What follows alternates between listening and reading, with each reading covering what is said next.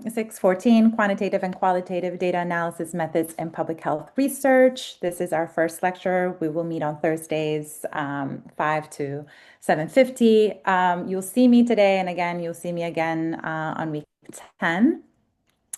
So just a quick thing, just kind of to run through the agenda for my portion of the lecture. First, I want to review certain things on the syllabus that are specific to the qualitative portion of this course, so weeks 10 to 14, since week 15 will be focused on your final exam. And then we'll have a little bit of introduction to qualitative interpretation, the nature of qualitative inquiry. I might do a class exercise, so this may be optional depending on the time, but we'll move into the approaches to qualitative inquiry and analysis that we'll be using or that we'll be learning in this course, how to assess qualitative research, and in the end, there will be a wrap-up activity that you can post on the first discussion board, which again, we'll revisit on week 10. Okay, so the teaching team, besides Dr. DeVito, who will be focused on the qualitative aspect, you have me. This is my email, which you'll also find on the syllabus and the course site. The office hours are by appointment. We also have Sean Pratt. This is our TA. Please, contact them for office hours as well. If you have any questions, make sure to email me and CC Sean as well. Here, I just provided a few resources, so to say, on the benefits of having a teaching team and like a learning team. And everything in public health is a collaborative effort, and we tend to see quote unquote success in public health, whether it's the interventions that we look at or the research that we form through the power of the collective effort. So if you have time, if you're very curious about any of these studies, check them out. Okay, so some things to review from the syllabus that I want to make clear. You have these assignments. The first assignment that we'll have is that consists of the lab activities. So as listed on your syllabus, these activities are associated with the initial qualitative sessions, which will focus on the first 2 weeks that we have together, session 10 to 12. And we'll be using Deduce. We'll be developing qualitative codebook assignment and the qualitative analytical memo. I will talk a little bit more on Deduce just to kind of like flag you on it and the next slide or so. We also have the qualitative reflexivity quiz. This is multiple choice and basically will cover everything around reflexivity or the process of triangulation. Both, if you're not familiar with those words, again, do not stress, don't worry. This is just, we'll delve deeper into those concepts as well. You have the qualitative codebook assignment, the qualitative analytical memo assignment, and then the qualitative mixed method assignment, which basically you'll be looking at a mixed method study and kind of discuss, write about it and whatnot. And lastly, of course, you have your final exam, which will cover both quantitative and qualitative aspects. So this is just kind of the grading scheme. Again, this is also on your syllabus, but this is mainly the qualitative aspect. So as I mentioned, the software and the reading. So when it comes to the software that we'll be using, it's called Deduce. I want to hold a session on just kind of like a formal instruction on how to like use Deduce if you're not familiar with them. I'll let you know as we get closer to week 10. CUNY SPH will pay for your Deduce subscription, so do not sign up yet because you'll have like that 30-day trial, and I want you to have access to it when you're using it for this course. So I will contact you again, maybe around week 8, maybe week 9 or so to start using, or to give you a little bit more instructions on downloading Deduce, and then we'll have that intro session on how to use it. And then as far as readings, a lot of them are available on Brightspace or like your textbook that we'll be using. Make sure that you have access to the textbook through CUNY libraries or other services. And again, another thing that I want to clear on the assignments, they're graded throughout the semester. Sean and I will be on top of the grading and to provide you feedback. Most of the assignments will be due at the end of the day one day before the next class, which will always fall like on a Wednesday. Again, this is tentative, right? But let's say, we meet on Thursdays. So let's say today's lecture, if I give you an assignment, right, it will be due next Wednesday before, our class on the next day. There will be some opportunities to work on the actual assignments in class. I highly suggest, that you take advantage of that just because you have me and Sean available if you have like any questions or anything like that.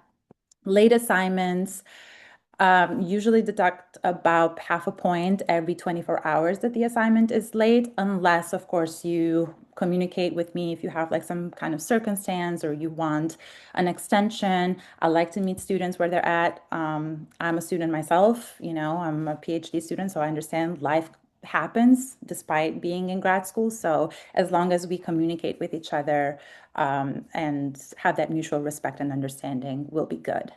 And then again, the teaching team, me and Sean, will give feedback and return assignments, the graded assignments, typically within 2 weeks.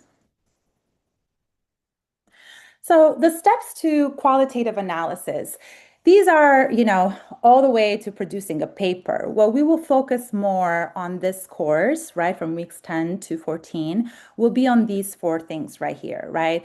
We usually typically it starts with a research question, right? You want to formulate a research question, and then you want to build a conceptual framework that you will be applying or that you plan on applying on your research study.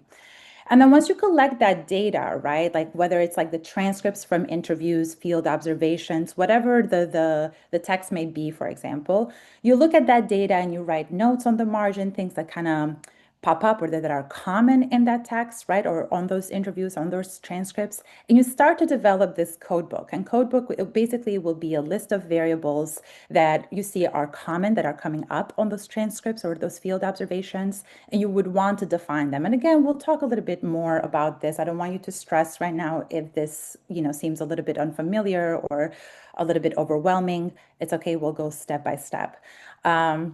Once you develop that code book, obviously, you'll be dealing a lot with documenting and dealing with subjectivities, right? One thing, about qualitative analysis is that sometimes, obviously, researchers will have bias, right? That will bring their own, maybe perhaps experiences, lived experiences and whatnot. So one thing that we do to make qualitative analysis a lot more stronger is to introduce methods like reflexivity, right? This self-reflection process or triangulation in our methods throughout the research process, not just in the beginning, but through coding, through methods, through results, interpretation, and all that. So these main things are what we'll be focusing on this course. And then, of course, you'll learn a little bit more in terms of like concepts about coding, but qualitative analysis also, consists of finally displaying that data, writing the methods, because the methods can be flexible. It can change throughout the process, the results, the discussion, until you finally have your final paper for publication. Okay, so let's talk a little bit, have this very brief intro session on qualitative interpretation. So the objectives of this short lecture, basically we want you to be a little bit more familiar with understanding key concepts within and characteristics of the qualitative paradigm. You would want to know the difference between quantitative and qualitative methodologies, and maybe this will make a little bit more sense with Dr. DeVito's, lecture later on. But, especially in public health right now, we see this combination of quantitative and qualitative methodologies, which we called mixed methods.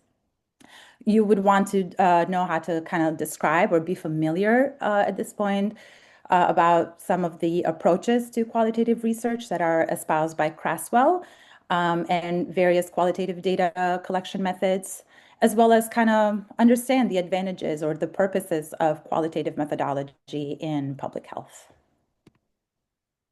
Okay, so qualitative interpretation, sometimes people think that it only happens in analysis, and that's not technically true.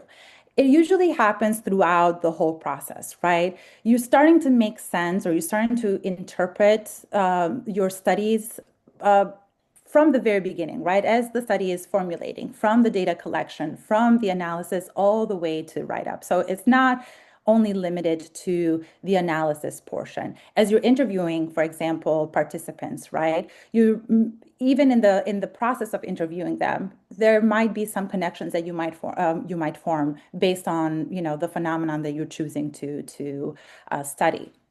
But the goal of the qualitative interpretation is basically to provide some kind of coherence or some kind of structure to the data.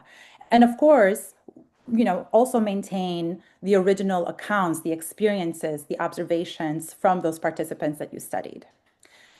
The typical analytical task, right? Again, they don't occur in every single study, but these are common, so to say.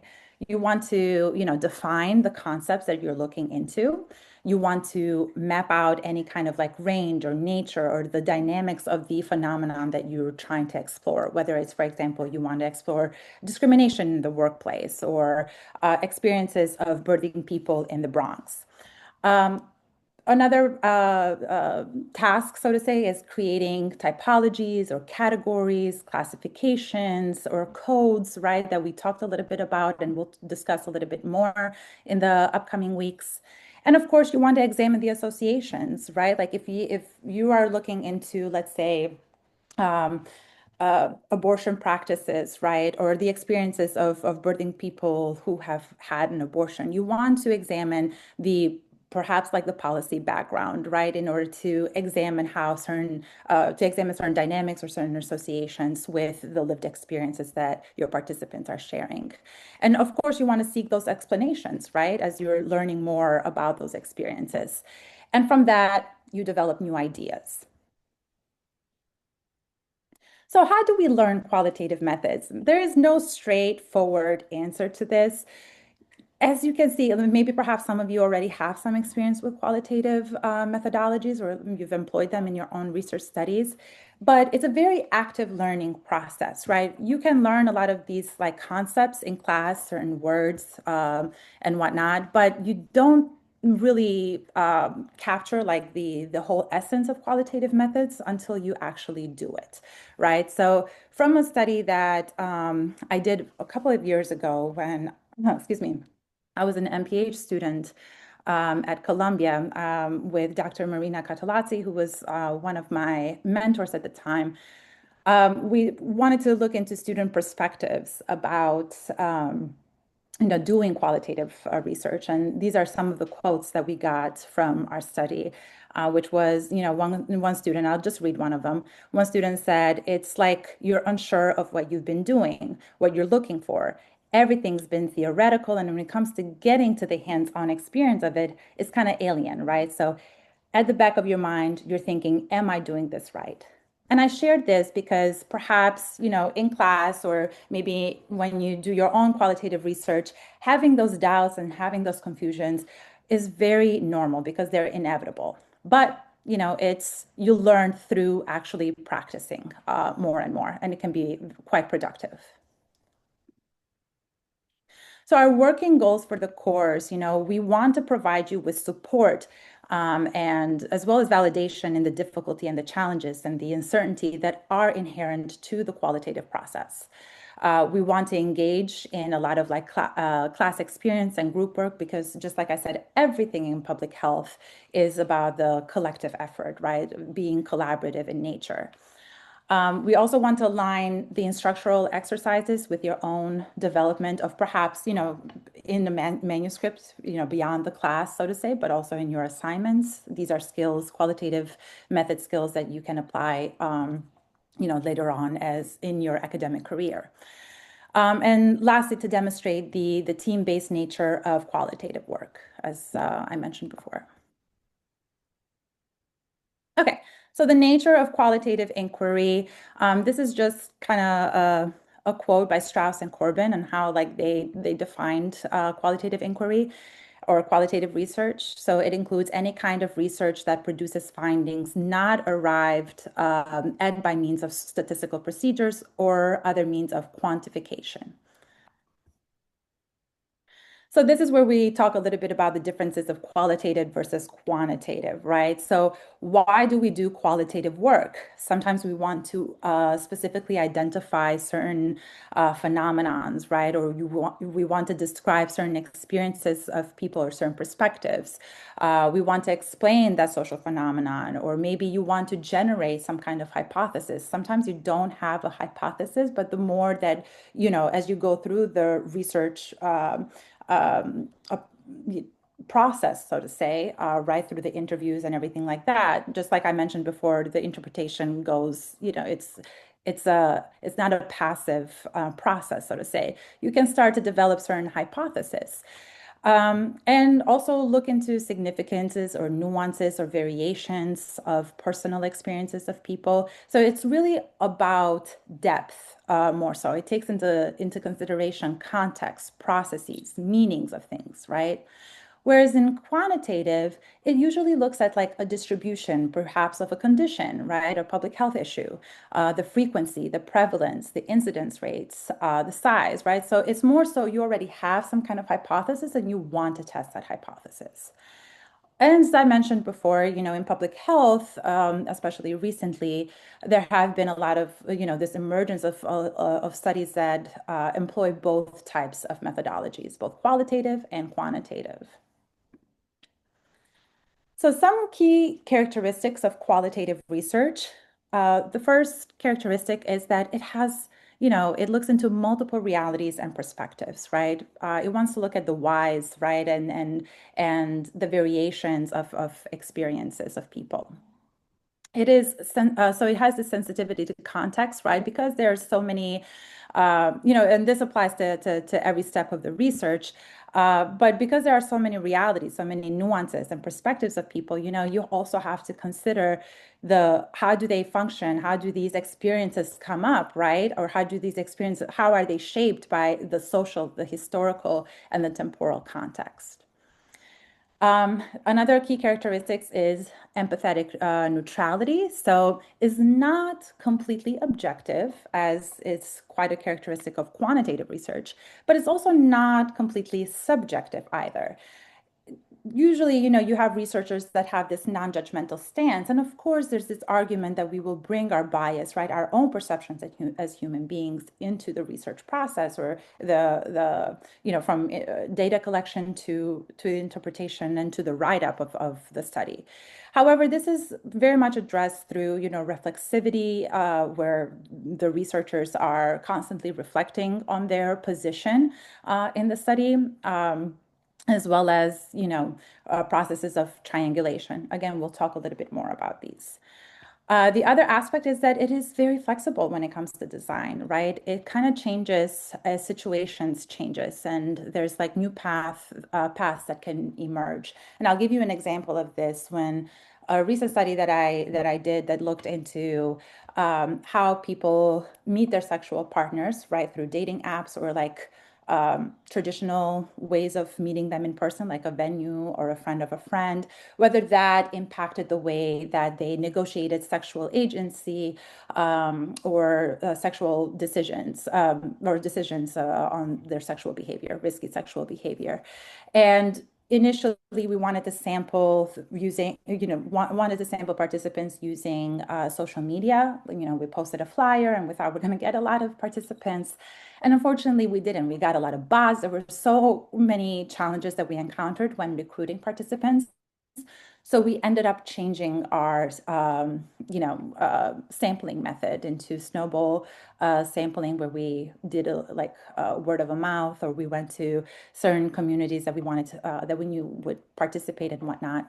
So again, this is it just to kind of illustrate that the design can be quite flexible. It happens. It's very common to happen. So when do we use qualitative methods? Well, qualitative methods here, as mentioned here by Yulin et al. Article, it's best for documenting any kind of personal or social meanings, individual and cultural practices. It wants to know the hows and the whys, under what circumstances, under what context, right? Versus how many, for example, what is usually what we see in quantitative studies. Um, Maybe, another way that we can use qualitative methods is when we have these like exploratory studies of a topic that is understudied. This is something that I'll be doing with like my dissertation on kind of, wanting to reconceptualize immigration laws as neoliberal practices.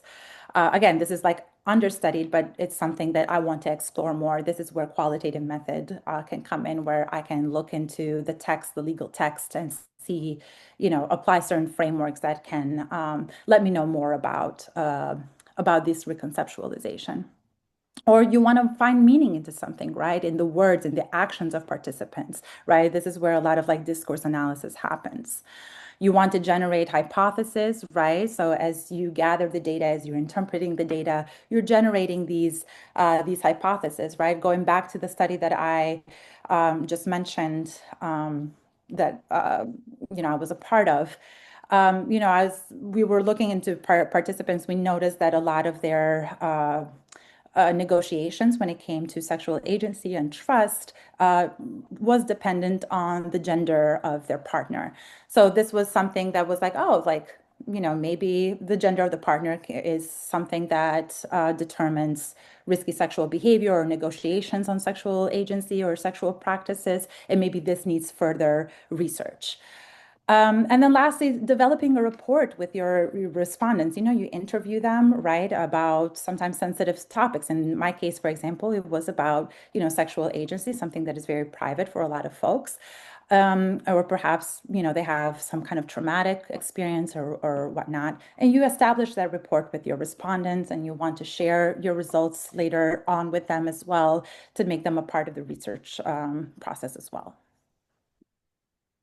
So some of the common qualitative methods, and again, we'll talk more about these in the upcoming weeks. Um, Observation. So you can be a complete observer, right, where you're just observing the situation, right? Or you can be a participant observer where you're more participating and doing a little bit of observations. Or you can be an observer as participant, right? You're doing more observation and maybe participate a little bit, or go in as a complete participant. So the level of participation varies. And again, we'll talk a little bit more on these. Consensus methods, again, these are many processes, like, for example, Delphi processes, which we'll learn more about. But this is basically like if there's something contradictory, right? You want to gather information from certain experts, and the more information that you gather from them, then you kind of develop this consensus on how they identify that issue or how they identify that issue. We also have interviews, and this can be, it can be structured interviews, semi-structured interviews, or completely unstructured, right? We have focus groups, and we have photo voice. I want to pose a question, and I don't know, I'm hoping that I can hear some folks. But are there any other type of methods that come to mind, or that you have experience with, or maybe read a cool qualitative methods paper? Anybody have any input? Oh, we have a hand up. You can come up and talk into the mic if you want. I was just gonna say document review can be like we're just collecting many different sources that might be also a way of exploring how we want. Yeah, absolutely. Document review. Anybody else? Attitude review. Did I get that right? Anybody else want to contribute? Speak up. I heard somebody was about to contribute something. Just a little louder.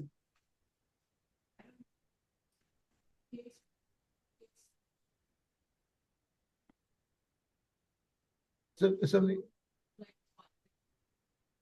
Oh, dealing with young children, more qualitative than quantitative. I mean, it depends on the research question, but more so like someone said the text review, for example, if you want to look into certain images, perhaps, or narratives. There's so many ways of gathering data in qualitative research, or the type of data that you can use. Thank you to everyone who contributed. Okay, so let's look into these very briefly. We start with observations. Like I said, this is usually, we see these observations like field observations, right? Tend to be closely aligned, again, not limited to, but you usually see this in the fields of like anthropology or cultural studies. But basically, it requires a very like systematic way of watching people, of watching events, in order to kind of examine their behaviors in, the setting that they're, doing their actions in, right? Or that they're living or experiencing, as opposed to, for example, observations that we have during like an experimental situation. One example of this, of a study that I did a few years ago, was that I wanted to explore how like OBGYN physicians interacted with their with patients that identified as women. And I went in as a participant observer where I participated as, a patient, but also was observing how they were interacting with me.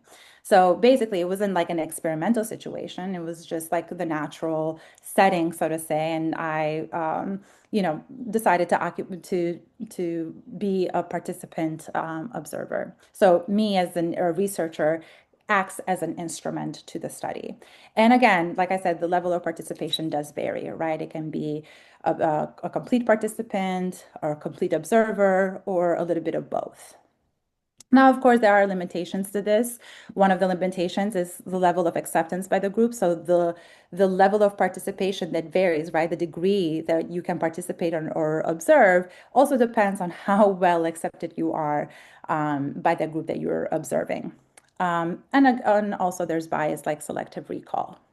There are benefits to this type uh, of data collection, so to say, um, including, uncovering social dynamics or perhaps concepts that are not known to participants. So, for example, in an interview, a participant can share their experience and whatnot, and some participants may not be aware of the ways that they may be acting or behaving depending on the setting that they're in. So the researcher kind of comes in, right, as an instrument to the study and kind of sees it from a different kind of view and jots down those observations.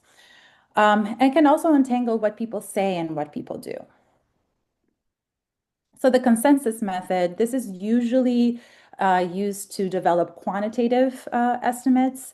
It does assist in kind of making decisions where information is contradictory, right? So like I said, if something is contradictory or not well known, sometimes like we'll use consensus methods in order to make sense and kind of reach quote unquote a consensus on how we make sense of that perhaps social phenomena that we're looking into.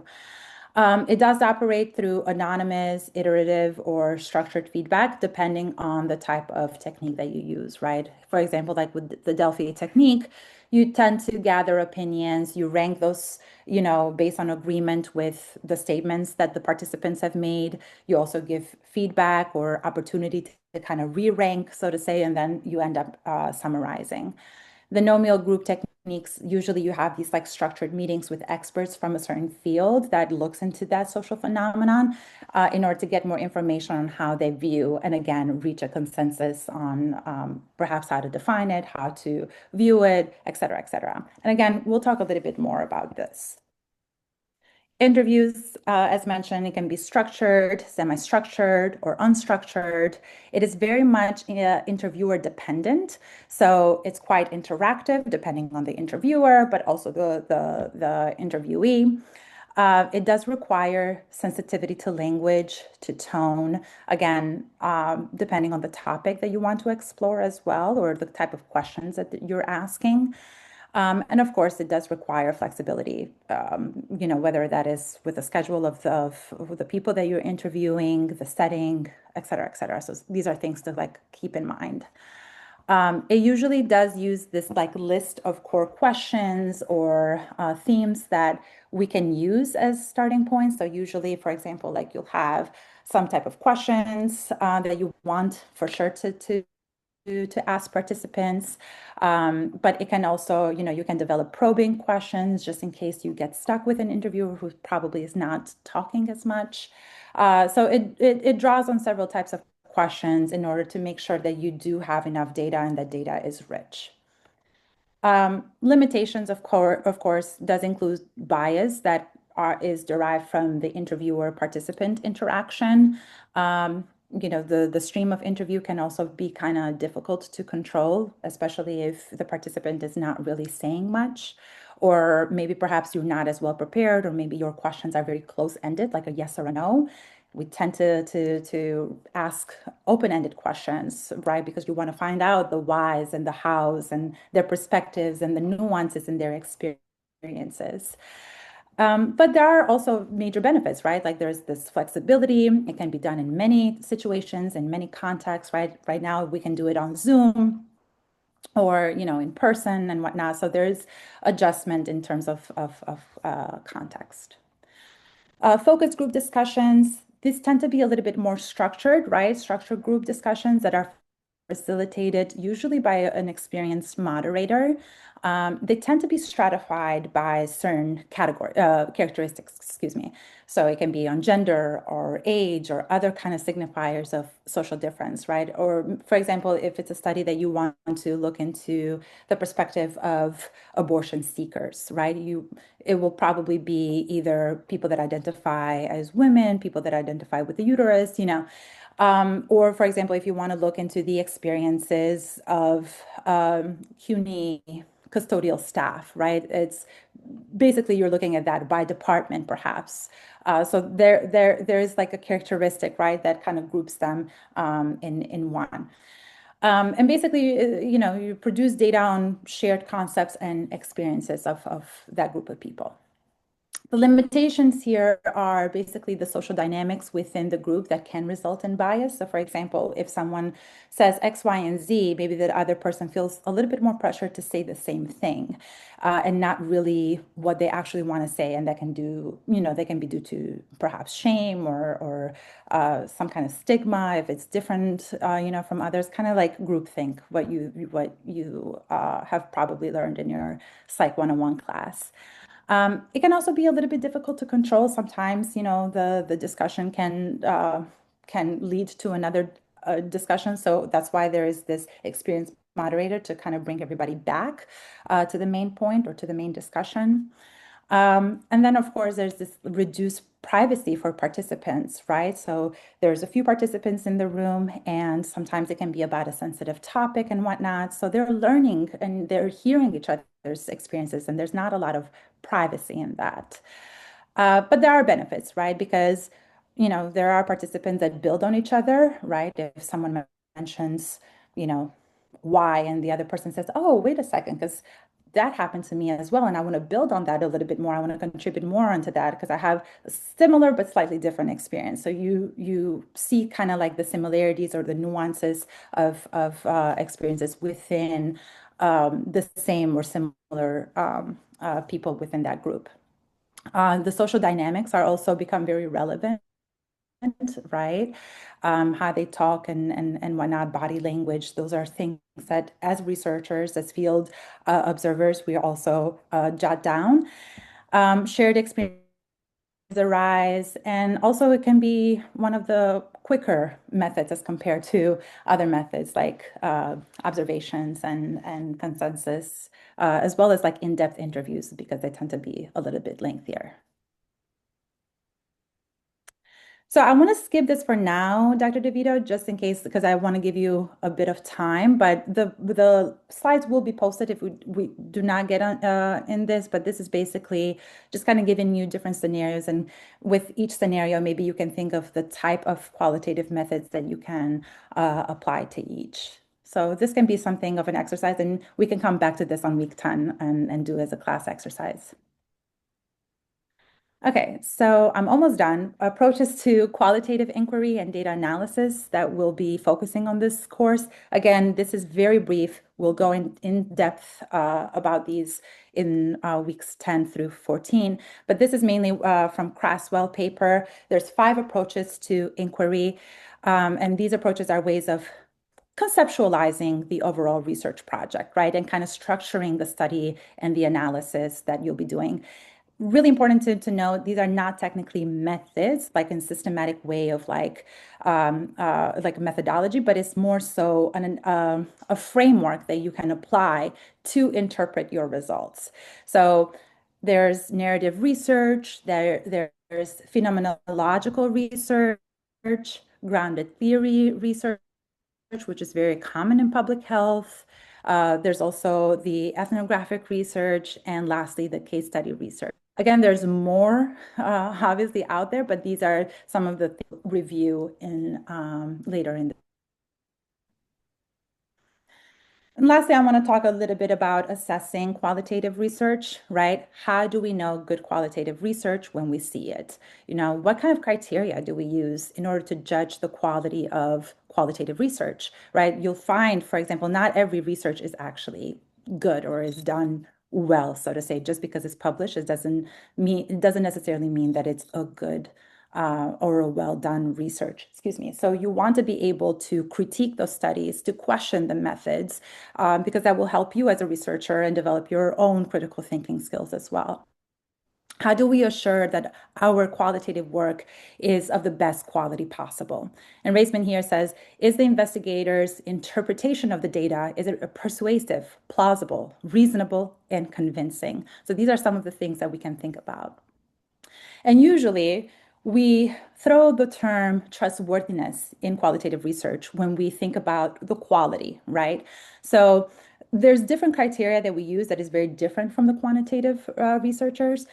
And these criteria operationalize quality, like I said, as trustworthiness. And we'll look into the credibility, right? So that's the internal validity. Does it flow? Do the results that we are showing, do they flow from what the actual participants are, from their experiences?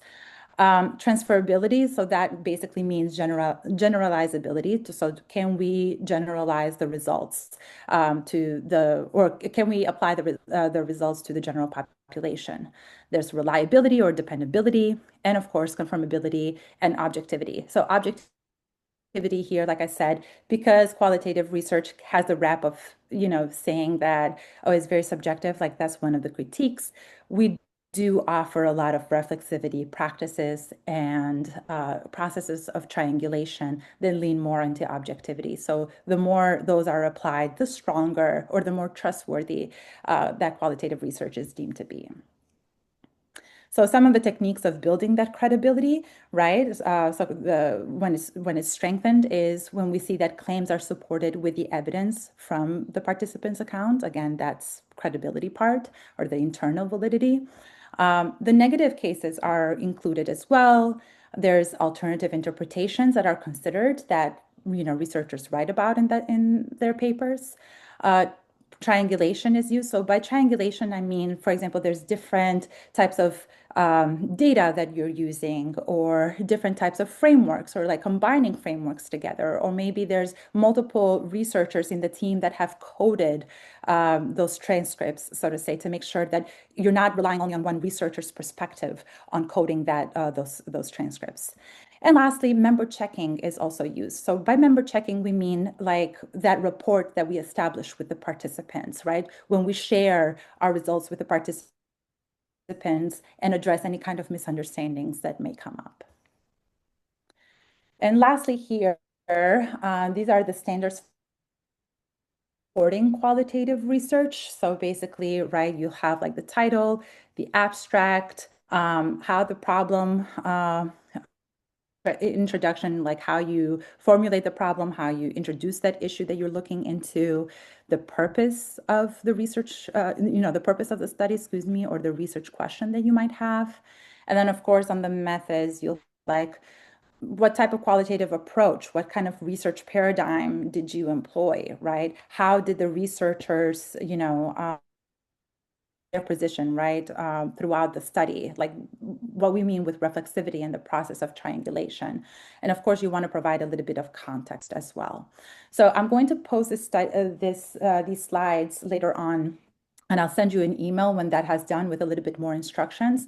But basically what I want us to do next, right, this wrap up activity, and we don't have to do it in class, but I want you to, once you have access to the slides, to take a closer look to that list again and see what terms you're unfamiliar with or what you're familiar with. What are you curious about? What kind of questions does this list kind of raise for you, right?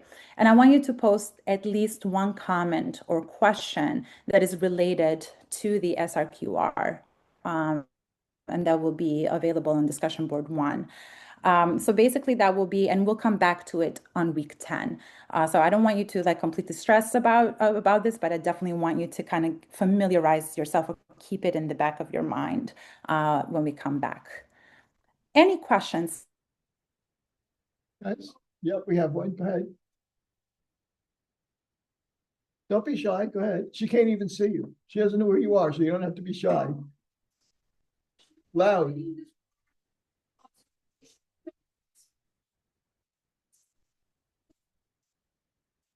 Yeah, go ahead. Your research and goals as observer. I do have a question because this is like 10. do you need IRB approval? I can hear. You're on mute.